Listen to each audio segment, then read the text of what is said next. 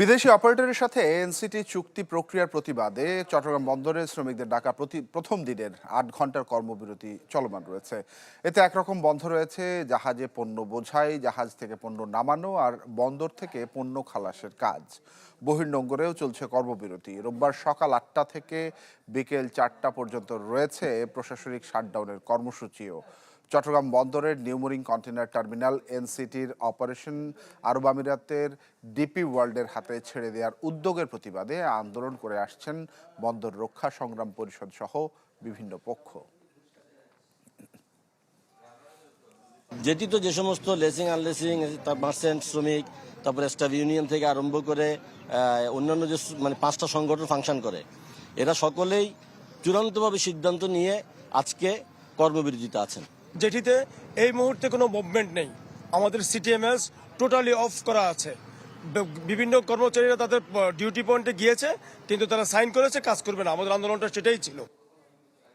দর্শক, চট্টগ্রাম বন্দরের শ্রমিক আন্দোলন নিয়ে আরো খবর জানবো। সহকর্মী ফখরুল ইসলাম আমার সঙ্গে যুক্ত হয়েছেন। ফখরুল, আজকের পরিস্থিতিটি কেমন দেখছেন? কোন দিকে আসলে গড়াচ্ছে এই পরিস্থিতিটি?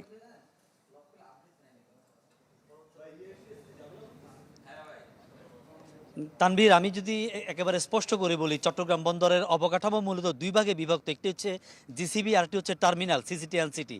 জিসিবিতে যে 12টি বার্থ রয়েছে সেখানে কার্যক্রম একরকম, অপারেশনাল কার্যক্রম একরকম বন্ধ বলা চলে। তবে সিসিটি এনসিটিতে একেবারে সীমিত পরিসরে, বিশেষ করে জাহাজ থেকে ডিপোগামী যে কন্টেনারগুলো আছে সেগুলো ট্রেইলরে নামানো হচ্ছে। এর বাইরে তেমন কোনো কাজ চলছে না। এই মুহূর্তে সামগ্রিক চিত্র তুলে ধরার জন্য আমার সাথে রয়েছেন চট্টগ্রাম বন্দরের শ্রমিক নেতা তসলিম হোসেন সেলিম। আপনার কাছ থেকে জানতে চাইবো, একেবারে আপনাদের যে কর্মবিরতি, এর ফলে বন্দরের সার্বিক চিত্রটি এখন কি? ধন্যবাদ। নিশ্চয় আপনি ইতিমধ্যে জানিয়েছেন যে বন্দরের সার্বিক কার্যক্রম জিসিবি বার্থে সম্পূর্ণরূপে শাটডাউন অবস্থায় আছে, এবং আপনার এনসিটি সিসিটিতে যেটা হচ্ছে সেটা নৌবাহিনী সেগুলোকে প্রশাসন বাধ্য করে মানুষকে কাজে যোগ দিতে বাধ্য করছে। তারপরেও সেখানে মাত্র 10 থেকে 15% কাজ হচ্ছে, সম্পূর্ণরূপে কাজ হচ্ছে না। আর সম্পূর্ণরূপে সমস্ত কাজগুলা বন্ধ আছে। যেখানে প্রতিনিয়ত আপনার প্রায় 3000-এর কাছাকাছি শ্রমিক কাজ করে, সেখানে আজকে কোনো শ্রমিক কাজের সাথে সম্পৃক্ত নাই। একটু করে বলবেন, এই যে কর্মবিরতির কারণে বন্দরের সামগ্রিক যে অপারেশনাল এবং ডেলিভারি বা জাহাজীকরণ সব মিলিয়ে কি প্রভাবটা পড়তে পারে?